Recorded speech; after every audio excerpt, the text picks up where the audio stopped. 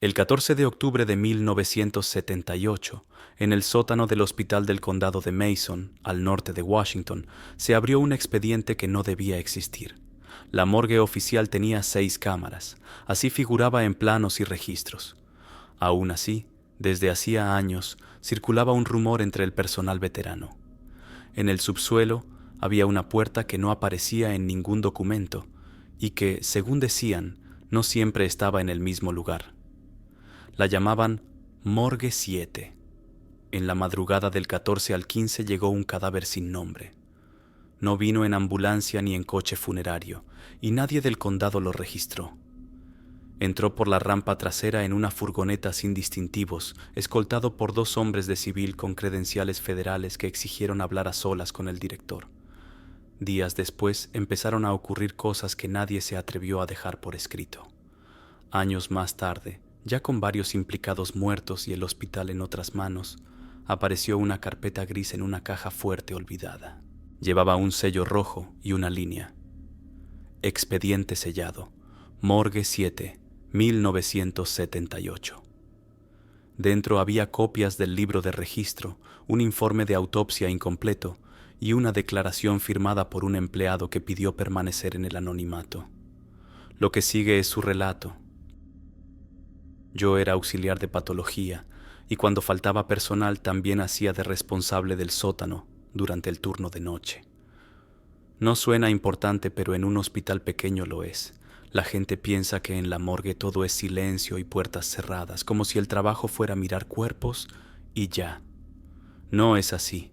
Hay cadena de custodia, hay procedimientos, hay libros que se rellenan a mano, hay llaves que nunca deben salir de ciertos bolsillos. La noche que empezó todo, el director me llamó a su despacho con una urgencia rara.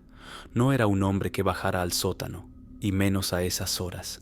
Lo encontré de pie con el abrigo puesto, el nudo de la corbata flojo y una cara que no le había visto nunca, como si acabara de oír algo que no quería creer. «Vas a quedarte tú», me dijo, «tú y nadie más». Yo pensé que hablaba de una autopsia complicada, de un accidente feo. Me equivoqué. «¿Ha muerto alguien importante?», pregunté, y él me lanzó una mirada que me cortó la frase. «No hagas preguntas, baja, prepara la cámara 3 y escucha bien. Lo que entre hoy no sale en los registros normales». Se acercó al archivador metálico, abrió un cajón con llave y sacó una carpeta vacía. La puso sobre la mesa como si pesara demasiado. «Si alguien pregunta, no existe», dijo. Luego, como si le costara incluso pronunciarlo, añadió: «Es un caso 7. Yo no entendí. En nuestro 7A hospital no había casos 7. Había nombres, números de historia, códigos de urgencias. Caso 7 era lenguaje de otra gente». Bajé al sótano por la escalera de servicio. El aire allí abajo siempre tenía ese olor a cloro y metal, mezclado con humedad vieja. Encendí las luces del pasillo y fui directo a la morgue. Abrí el libro de registro. La última entrada era normal: un anciano fallecido por insuficiencia cardíaca, entregado a funeraria esa misma tarde. Preparé la cámara 3, camilla limpia, bandeja de instrumentos, bolsas de evidencias, etiquetas de identificación. Todo como siempre, lo repetía cada turno como un ritual. Si lo hacías bien, no pensabas. Si no pensabas, el trabajo era más llevadero. A las 2:17 oí el motor de una furgoneta en la rampa trasera. Un sonido que no correspondía a las ambulancias ni a las funerarias. Salí al pasillo y vi las luces blancas colándose por debajo de la puerta de carga. 2 sombras se movían al otro lado. Me apreté la bata y abrí. Eran 2 hombres de civil, ambos de unos 40, corte de pelo impecable, zapatos demasiado caros para andar por esos pasillos. Uno llevaba una bolsa de viaje mediana en la mano. El otro empujaba una camilla con un cuerpo cubierto por una sábana gris. «¿Eres el encargado?», preguntó el de la bolsa sin saludar. Asentí. Me mostraron credenciales. No tuve tiempo de leerlas bien. Solo vi el brillo del plástico y un escudo que pretendía ser tranquilizador. No lo fue. Había algo en su forma de moverse, en su calma, que no encajaba con el hecho de estar en una morgue a las 2 de la mañana. «¿Dónde está el director?», dijo el del cuerpo. «Arriba». «Nos da igual, esto entra ahora». Me hicieron retroceder como si el pasillo fuera suyo. No preguntaron por el forense, no rellenaron ningún papel, no pidieron que firmara recepción. Solo empujaron las camillas hasta la cámara 3. El cuerpo era de un hombre, complexión media, piel pálida, cabello oscuro cortado demasiado recto, como a tijera. Lo primero que noté fue el olor. No era putrefacción, no era sangre, no era químicos, era sal. Como si alguien hubiera traído un trozo de mar al sótano. «No, hombre», dije, por reflejo profesional. El hombre de la bolsa me miró como si yo no hubiera entendido el mundo en el que estaba a punto de meterme. «No hay nombre», respondió, «solo esto». Sacó un sobre sin membrete y lo dejó sobre la bandeja metálica.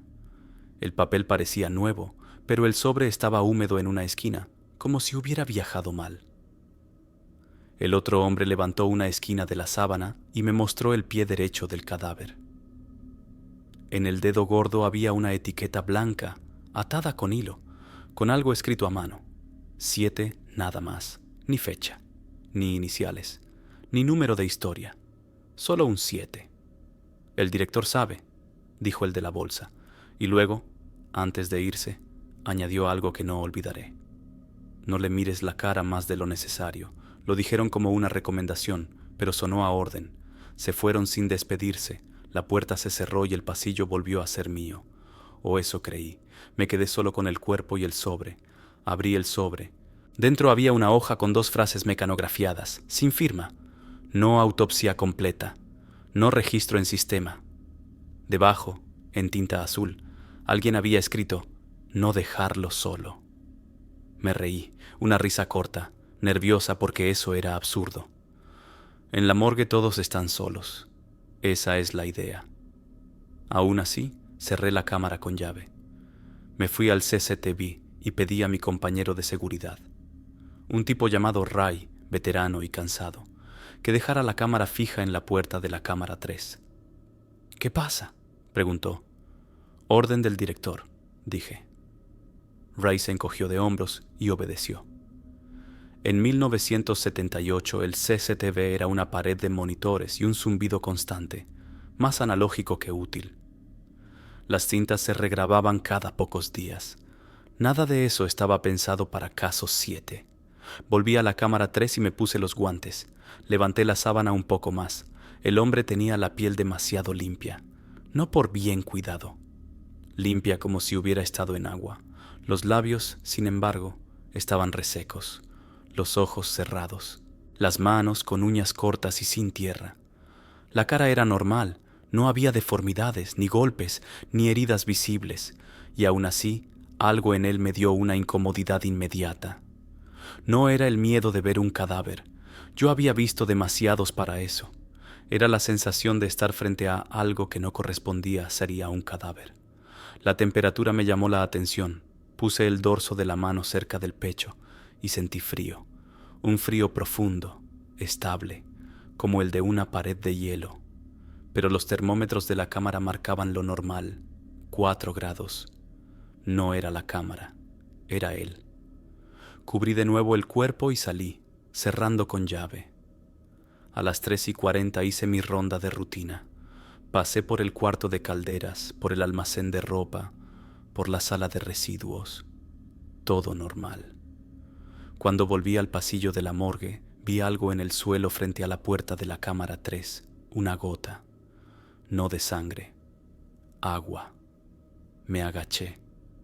La toqué con el dedo enguantado. Me llevé el guante a la lengua por instinto, como cuando uno prueba si algo es lejía o agua. Era salada. Miré arriba. No había tuberías rotas, no había goteo, no había nada. Esa fue la primera vez que pensé, sin querer, en la palabra morgue 7. Volví al CCTV. ¿Has visto entrar a alguien?, le pregunté a Ray. Nadie, dijo. Nadie ha bajado desde que se fueron esos tipos. Me señaló el monitor. La puerta de la cámara 3 estaba cerrada. No se movía. No había sombras pasando, nada. Entonces, ¿de dónde salió eso?, pregunté. Ray se encogió de hombros. Aquí abajo siempre hay humedad.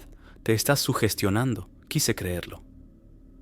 A las 5:10, cuando el turno estaba a punto de terminar, oí un sonido metálico, un golpe seco como una herramienta cayendo, pero no provenía del cuarto de calderas ni del almacén, venía del pasillo de la morgue.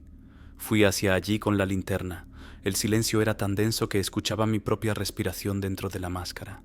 El golpe volvió a sonar, esta vez más cerca. Me detuve frente a la puerta de la cámara 3. Pegué el oído al metal. Dentro algo raspó. No era un arañazo de rata. Era lento, deliberado, como uñas en acero. Una vez, 2, 3. Di un paso atrás. Mi cerebro buscó una explicación rápida. Contracción de metal por frío, presión, una vibración. Mentiras que uno se cuenta para seguir funcionando. Metí la llave. Abrí apenas lo suficiente como para mirar. La cámara estaba vacía de movimiento. La camilla con el cuerpo seguía allí. La sábana intacta. Cerré de nuevo. Me fui a casa pensando que había sido el cansancio. Me duché. Desayuné con mi mujer. Intenté hablar del clima, de lo de siempre. No pude. Había algo en mi cabeza que seguía escuchando el sonido de uñas en metal. Volví esa noche. El director me esperó en el pasillo del sótano, cosa que no hacía nunca. Me miró como si quisiera medir mis palabras antes de oírlas. ¿Todo tranquilo?, preguntó. Sí, mentí, porque no quería sonar como un hombre que se asusta por un ruido en una morgue. Él asintió, pero sus ojos no parecían creerme. Recuerda lo que te dije. Nadie entra, nadie. ¿Y el forense?, pregunté. El doctor Klein vendrá un rato, solo lo mínimo, y tú estarás presente. Me dijo el nombre del forense como si al fin pudiéramos hablar de algo normal. El doctor Klein era el médico forense del condado, un hombre metódico, frío, de manos pequeñas. No era supersticioso. Si Klein se ponía serio, era porque había algo real. A las 23 horas, Klein bajó al sótano sin bata blanca, solo con un abrigo oscuro, como si no quisiera parecer un médico. ¿Dónde está?, preguntó. Lo llevé a la cámara 3. Abrí. Klein se acercó al cuerpo, levantó la sábana y lo observó con una concentración silenciosa. ¿Alguna lesión visible?, dijo. No. ¿Olor? A sal. Klein frunció los labios, un gesto mínimo.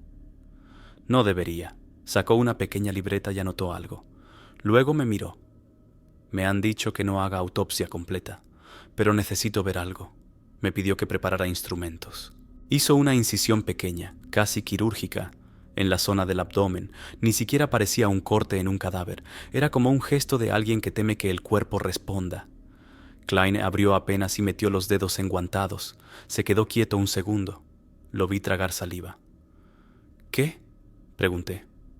Klein retiró la mano. En el guante tenía arena húmeda, pegada como barro fino. Arena. Esto no es normal, dijo. Se inclinó de nuevo con la linterna y miró dentro con una expresión que nunca le había visto. No hay... empezó a decir y se detuvo, como si no quisiera terminar la frase. ¿No hay qué? Klein cerró la incisión con una rapidez torpe, impropia de él. Se quitó los guantes y los tiró como si quemaran. No hay órganos donde deberían estar, dijo por fin con la voz más baja. Hay cavidades vacías y humedad, como si lo hubieran vaciado. Sentí un escalofrío que me subió por la nuca. ¿Lo vaciaron quién? Klein me miró con esa mirada de médico que no acepta preguntas sin pruebas. No lo sé, pero esto no es un accidente de carretera, no es ahogamiento, no es nada que yo haya visto. Luego hizo algo extraño. Se acercó al pie del cuerpo y miró la etiqueta con el 7.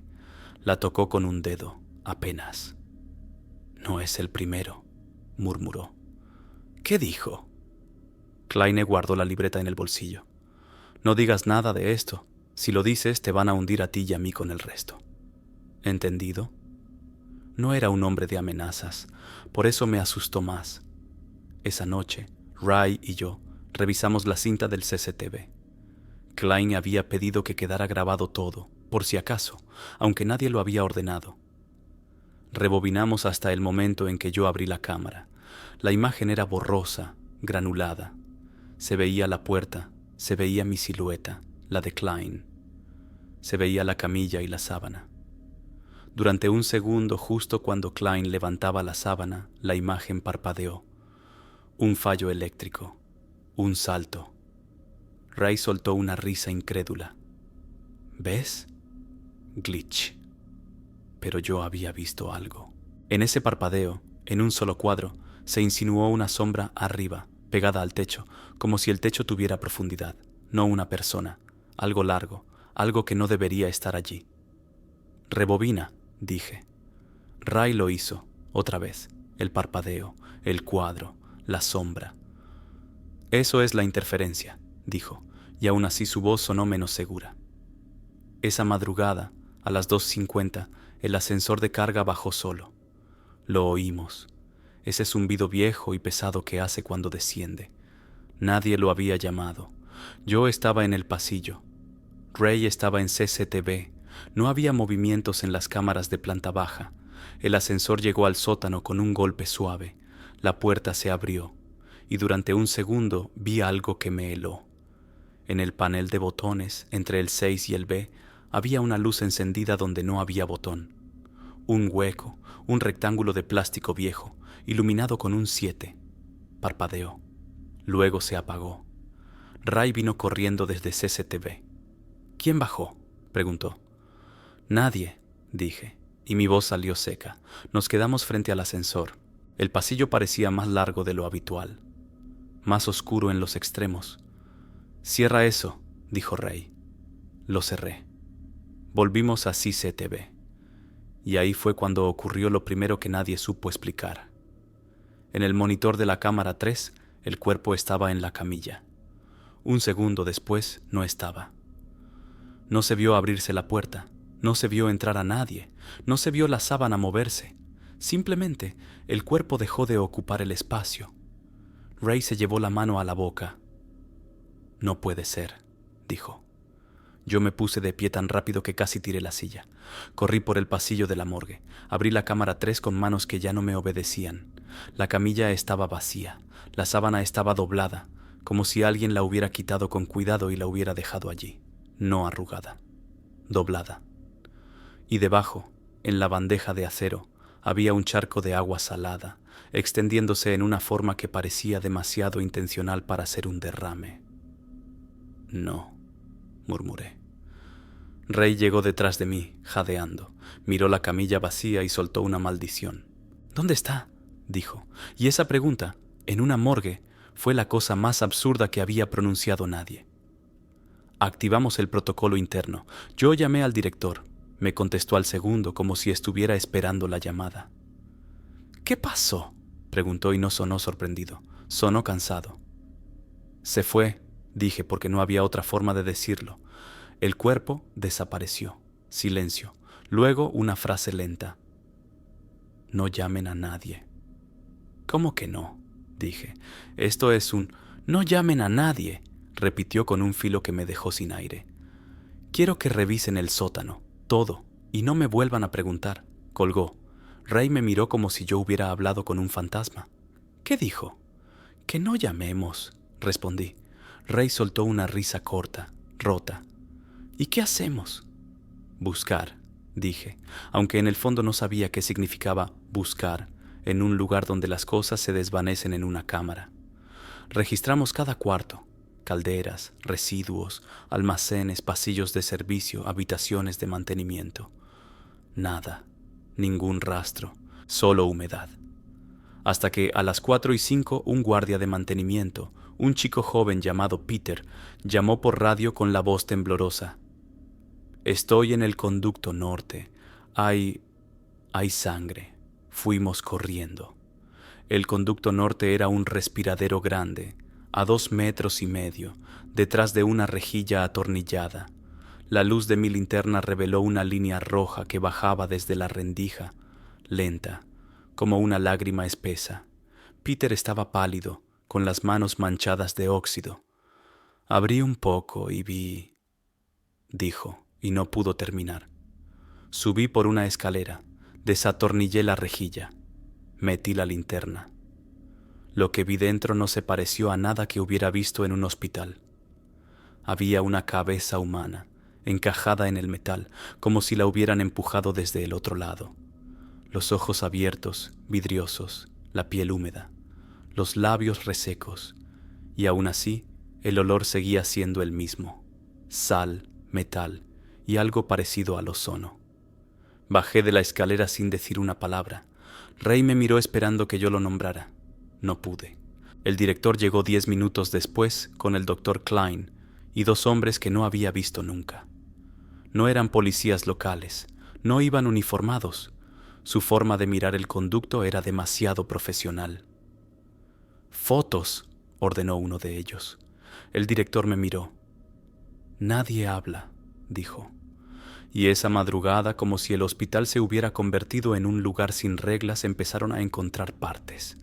Primero la cabeza, luego un brazo en una bolsa de ropa sucia, luego un trozo de torso detrás de una máquina de hielo que no había sido movida en años. Encontraron una pierna en el cuarto de residuos, doblada con una limpieza que no correspondía a un acto de violencia improvisada. No hubo serrín, no hubo astillas, no hubo señales de lucha. Los cortes eran limpios, demasiado, como si alguien supiera exactamente dónde separar para no romper, para no deshilachar carne. Hubo algo que no apareció nunca: las entrañas. Cuando Klein examinó el torso, lo hizo en silencio. Luego me miró y supe que había confirmado lo que temía desde la primera incisión. «Vacío», dijo. Esa palabra se me quedó pegada. Al amanecer, el director reunió a los pocos que sabíamos lo ocurrido y nos hizo firmar un papel sin encabezado, un compromiso de confidencialidad. Ni siquiera decía hospital, solo decía instalación. Ray se negó, le temblaba la mano. «No voy a firmar esto», dijo. Uno de los hombres de civil lo miró con calma. «Sí vas», respondió, «y luego vas a olvidar lo que viste». Ray firmó. 3 noches después murió Peter. Lo encontraron en el pasillo que conecta la morgue con el ascensor de carga. Estaba tendido de lado, con la linterna aún encendida en la mano. No tenía heridas visibles, no había sangre. Su cara, sin embargo, tenía una expresión que no corresponde a una muerte súbita por corazón. Era una mueca de asombro, como si hubiera visto algo que lo dejó sin sentido. Kline lo examinó en una sala aparte. Salió con la piel más pálida que el cadáver. «¿Qué fue?», pregunté. Kline bajó la voz. «Su caja torácica, por dentro. Está como aplastada. No hay fracturas en las costillas. No hay impacto externo. Es como si algo hubiera presionado desde adentro hacia afuera y luego lo hubiera soltado». «¿Cómo?», Kline negó con la cabeza. «No lo sé, y no quiero saberlo. El director dijo que sería un aneurisma, un accidente, un mal golpe de suerte». Peter tenía 22 años. Esa noche, cuando yo me quedé solo en el sótano, abrí el libro de registro por costumbre, y ahí vi algo que me congeló. En una página antigua, de años atrás, alguien había escrito en el margen un 7. No un número de cámara, no un código, un 7 solo, igual que la etiqueta del cadáver. Debajo del 7, en letras apretadas, había una frase: «No abrir la puerta cuando se escuche». No decía qué se escuchaba, solo eso. Esa frase no estaba cuando yo llevaba el registro, al menos no la había visto. Me quedé mirando hasta que me dolieron los ojos. Fui al director. Subí las escaleras de servicio y entré en su despacho sin permiso. Estaba solo, con el abrigo colgado, como si no hubiera dormido en días. «¿Qué es Morgue 7?», le pregunté. El director me miró largo, como midiendo si valía la pena responder o si lo mejor era echarme. Al final dijo: «No existe». «He visto el número», insistí. «Lo vi en el ascensor. Está en el libro. Ese cuerpo». El director apretó la mandíbula. «Hay cosas que llegan aquí cuando no deberían llegar a ningún sitio», dijo. «Y hay puertas que se cierran por una razón. Se levantó y abrió la caja fuerte con una combinación. Sacó la bolsa de viaje mediana que había visto la primera noche. La puso sobre la mesa sin abrirla.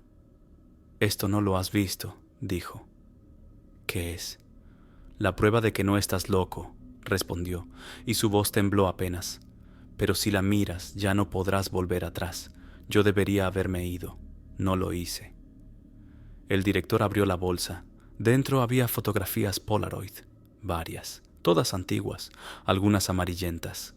En la esquina de cada una había una fecha escrita a mano: 1953, 1966, 1971, 1978.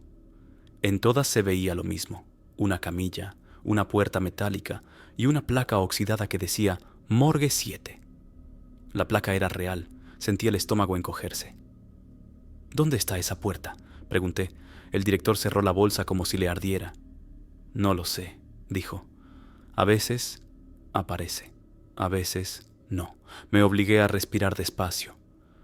«¿Y el cuerpo?», el director me miró con un cansancio que ya era miedo. No era un cuerpo, era un... Se detuvo. Era algo que no se queda donde lo pones.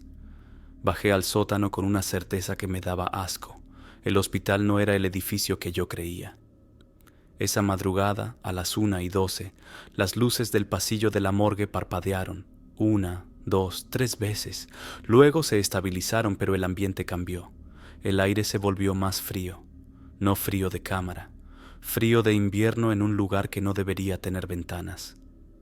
La puerta del ascensor de carga se abrió sola otra vez. Yo estaba frente a la morgue con la linterna en la mano, y entonces lo vi.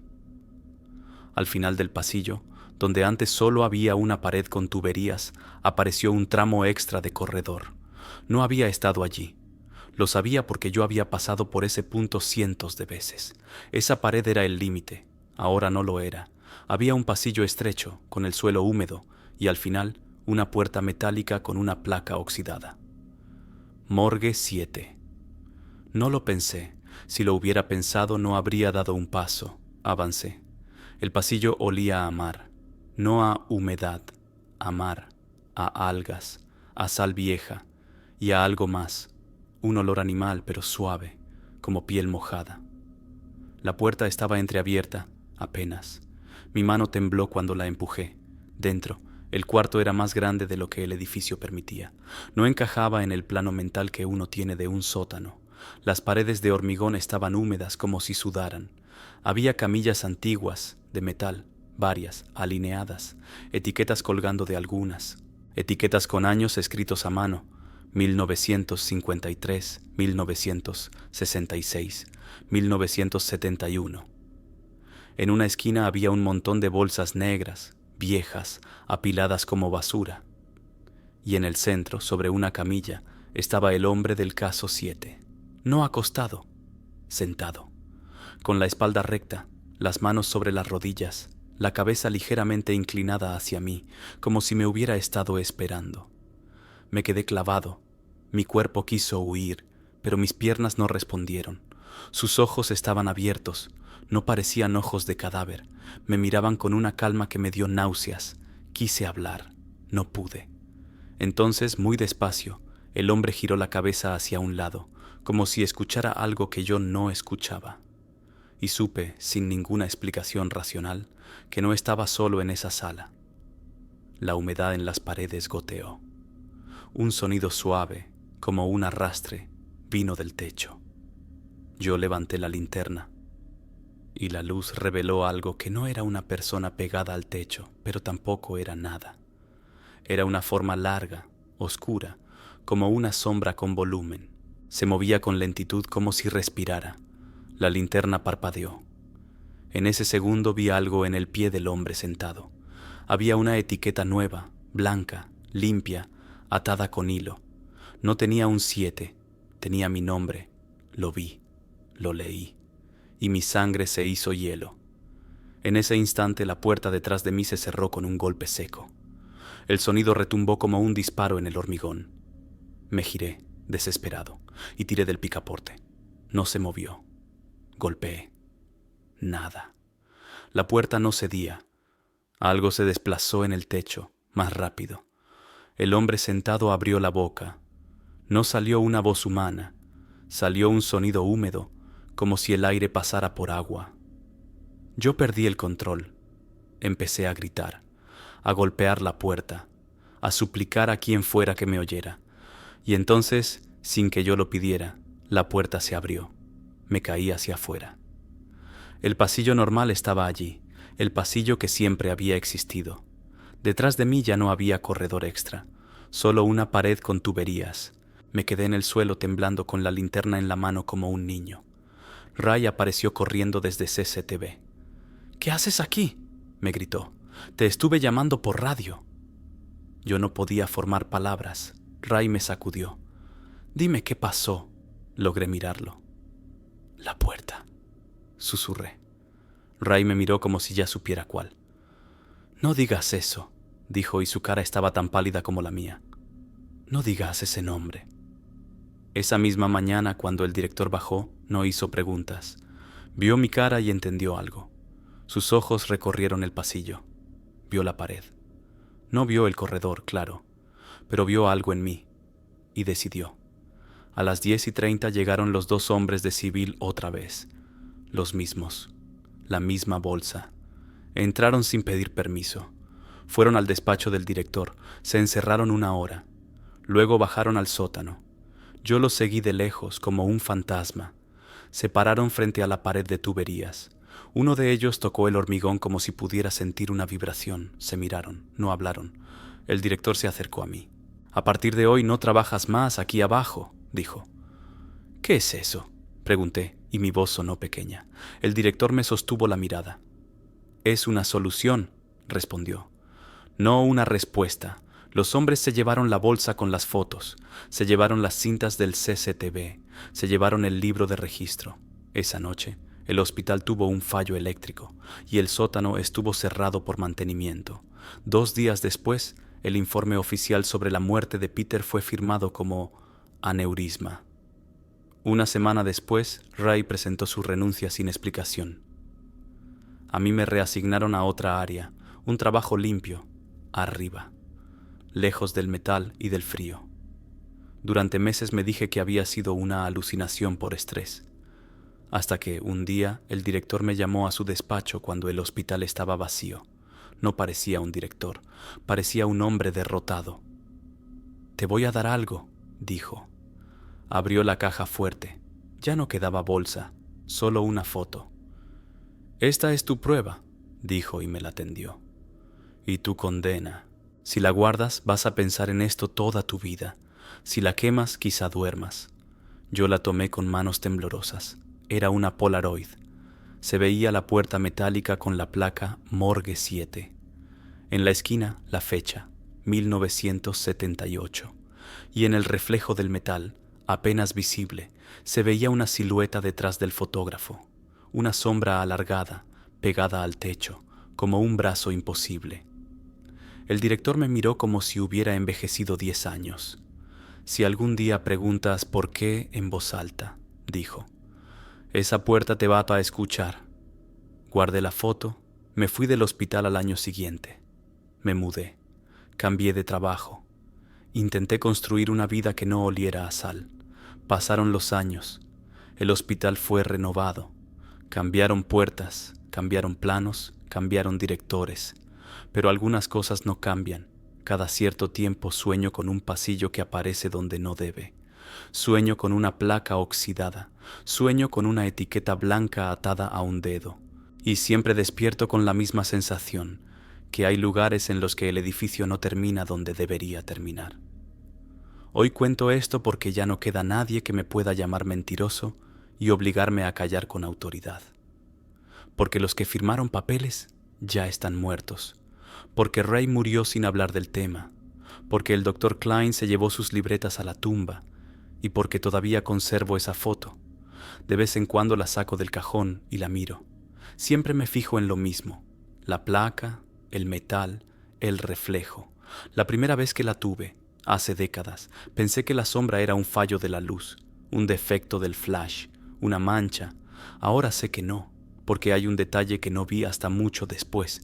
En el borde inferior de la foto, casi fuera del encuadre, hay una etiqueta blanca sobre el suelo, y en esa etiqueta, escrito a mano, hay un número, un 7. No sé por qué lo sellaron, no sé quién decidió que Morgue 7 debía existir sin existir. No sé cuántas veces apareció antes ni cuántas veces volvió a aparecer después. Lo único que sé es esto: en un hospital, bajo las luces frías y los pasillos de servicio, hay puertas que no figuran en ningún plano, y cuando se abren, no es porque alguien las haya desbloqueado, es porque algo del otro lado ha decidido que es momento de volver a entrar.